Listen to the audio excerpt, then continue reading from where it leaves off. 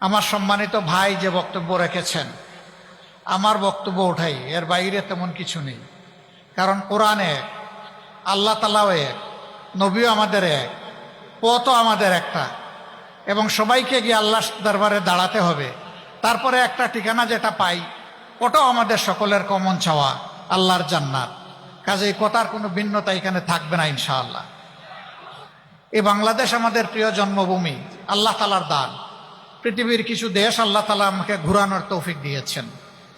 এমন বরকতময় দেশ পৃথিবীতে খুব কমই আছে, যে দেশের মাটির উপর সবুজ, মাটির নিচে অফুরন্ত খনিজ সম্পদ এবং অন্যান্য মূল্যবান সম্পদ, পানিতে সম্পদে ভরা, পানির নিচে সম্পদে ভরা।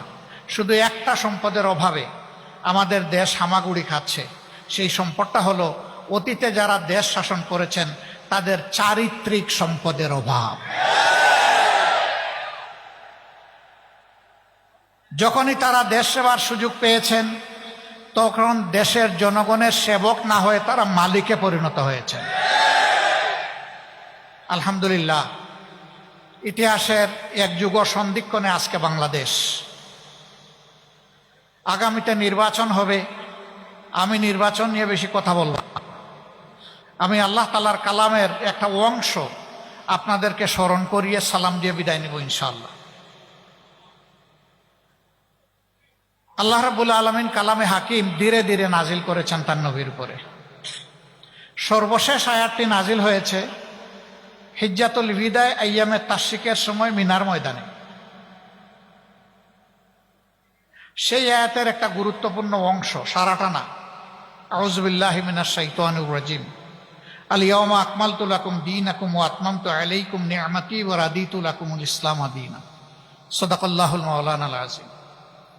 আল্লাহ তাআলা তার নবীর মাধ্যমে বিশ্ববাসীকে বলে দিলেন যে আজকের এই দিনে তোমাদের জন্য আমি তোমাদের সংবিধান, জীবন চলার পাথেয় দিন আমি পরিপূর্ণ করে দিলাম। বলেন সুবহানাল্লাহ।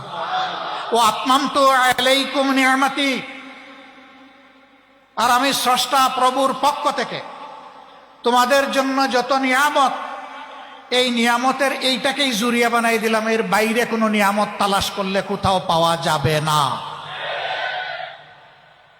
এর বাইরে যা তালাশ করবা সেটা নিয়ামত হবে না, সেইটা হবে লানত।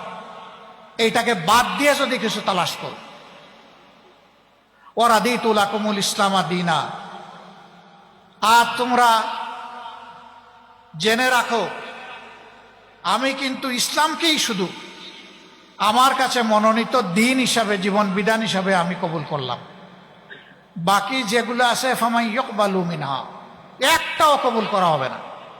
সব রিজেক্টেড, পচা মাল, সব পচা মাল। যে বাদের অমুকবাদ তমুকবাদ, যে বাদের গামছা গায়ে দিয়ে আসুক, সব পচা মাল। যা আল্লাহ তাআলা বলে দিয়েছেন মানুষের জন্য এইটাই উত্তম এবং একমাত্র উত্তম, এর বাইরে আর কোনো উত্তম নাই। সম্মানিত বন্ধুগণ, এটি দিনের একটি মরকাজ। এখানে কিতাবুল্লাহ এবং সিরাতে সরওয়ারে আলম বা সুন্নতে রাসূলুল্লাহ সাল্লাল্লাহু আলাইহি সাল্লামের তালিম হয়। কেন এই তালিমটা? কেন এই তালিম? হচ্ছে আমলের জন্য। ইলমের জন্য তো অবশ্যই, কিন্তু ইলমটা কি জন্য? ইলম হচ্ছে আমলের জন্য। আর আমলের ব্যাপারে শুরু হয়েছে ইকরা বিসমি রাব্বিকাল্লাযী খালাক দিয়ে, শেষ হয়েছে আল ইয়াওমা আকমালতু লাকুম দীনাকুম ওয়া আতমামতু আলাইকুম নি'মাতি ওয়া রাদিতু লাকুমুল ইসলামা দীনা। এর ভিতরে আল্লাহ মানুষকে যত আমল করার জন্য হুকুম দিয়েছেন, আল্লাহর কসম মুহাম্মদুর রাসূলুল্লাহ সাল্লাল্লাহু আলাইহি সাল্লাম সবগুলো আমল করেছেন, একটাও বাদ দেননি তিনি।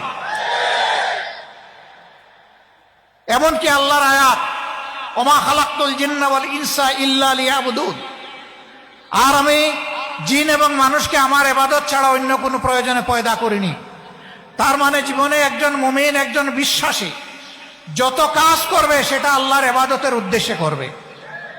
এখন প্রশ্ন জাগে, আমি ভাত খাবো, আমি চাকরি করব, আমি ব্যবসা করব, হাল চাষ করব, আমি যুদ্ধ করব, সেগুলো কি আমার ইবাদত? আল্লাহর কসম সবগুলো ইবাদত। যদি নবী করিম সাল্লাল্লাহু আলাইহি সাল্লামের নকশা কদম হয় সব ইবাদত যদি আল্লাহর এবং আল্লাহ রসুলের শাস্তা ছেড়ে দেওয়া হয় সবগুলা জিহালত, একটা ইবাদত হবে না। এমনকি আপনি আপনার মায়ের দিকে তাকিয়ে একটু মুস্কি হাসি দিবেন উনাকে খুশি করার জন্য, এটা ইবাদত। আপনার স্ত্রীর দিকে তাকিয়ে আপনি মুস্কি হাসি দিবেন আল্লাহর কসম, ওইটাও ইবাদত। আপনার মনটা যখন পবিত্র থাকবে, আপনার সন্তানকে আপনি আদর করবেন, এইটাও ইবাদত। আপনার বাবার আপনি সেবা করবেন, সেইটাও ইবাদত। আপনার বন্ধুর কোনো বৈধ প্রয়োজন পূরণ করবেন, এইটাও ইবাদত। এক কথায় দুনিয়ায় এমন কোনো কাজ নাই যেটা ইবাদতের মধ্যে গণ্য নয়। আবার নামাজও ইবাদত হবে না যদি আপনার মন গড়া আপনি নামাজ পড়েন। একটু পরে ইনশাআল্লাহ আল্লাহ তাআলা হায়াত দিলে, সুস্থ থাকলে সালাতুল মাগরিব আমরা আদায় করব। এটার ফরজ কয় রাকাত? বাংলাদেশে 3 রাকাত, আমেরিকায় কয় রাকাত, ইউরোপে কয় রাকাত, মিডল ইস্টে কয় রাকাত? এটা কেউ বদলাতে পারবে? কেউ যদি বলে যুগের ব্যবধানে আমাদের ইমান দুর্বল হয়ে পড়েছে, ঘাটতি পূরণের জন্য আজকে 4 রাকাত পড়ে নেই, তার নামাজ কবুল হবে? আল্লাহ তাআলার বিরুদ্ধে বিদ্রোহের শামিল হবে। আল্লাহ যে সীমারেখা ঠিক করে দিয়েছেন এটা ধরে টান দেওয়ার অধিকার কারণেই। সম্মানিত ভাইরা, নামাজে তো শান্তি আছে, মসজিদের ভিতরে তো শান্তি পাই, এই মাহফিলেও আমরা শান্তি আর শান্তি দেখতে পাচ্ছি। কিন্তু নামাজ মাহফিল সম্পন্ন করে যখন রাস্তায় যাই, কর্মক্ষেত্রে যাই, চাকরিতে যাই, ব্যবসায় যাই, পরিবারে যাই, সমাজে যাই, রাষ্ট্রে যাই, দুনিয়ায় যাই, তখন কি এই শান্তিটা পাই? কেন পাই না? আফা তুমিনুনা বিবাদিল কিতাবি ওয়া তাকফুরুনা বিবাদ। তোমরা কি আমার কিতাবের কিছু অংশ মানবা আর কিছু মানবা না? কিছুর উপর ঈমান আনবা আর কিছুতে তাকফির করবা, অস্বীকার করবা। ফামা জাযাউ মান ইয়াফআলু যালিকা মিনকুম, তোমাদের মধ্য থেকে যে এরকম আচরণ আমার কিতাবের সাথে করবে, অর্থাৎ কিছু মানবে আর কিছু মানবে না, মতলবী মানা, সুবিধাবাদী মানা, ইল্লা খিজয়ুন ফিল হায়াতিদ দুনিয়া, তার জন্য আমার পক্ষ থেকে উপহার হচ্ছে আমি চরমভাবে দুনিয়ায় তাকে বেইজ্জত করব। এই ফতোয়া কে দিয়েছেন? এই ফতোয়া বদলানোর শক্তি কারো আছে? নাই। তাইলে আমরা শান্তি যে পাই না, এই ফতোয়ার মধ্যেই এটার জবাব আছে। জীবনের দিনগুলা ফেলে এসেছি, বৎসরগুলা ফেলে এসেছি, আর কয়টা দিন আর শ্বাস পাবো কেউ জানি না।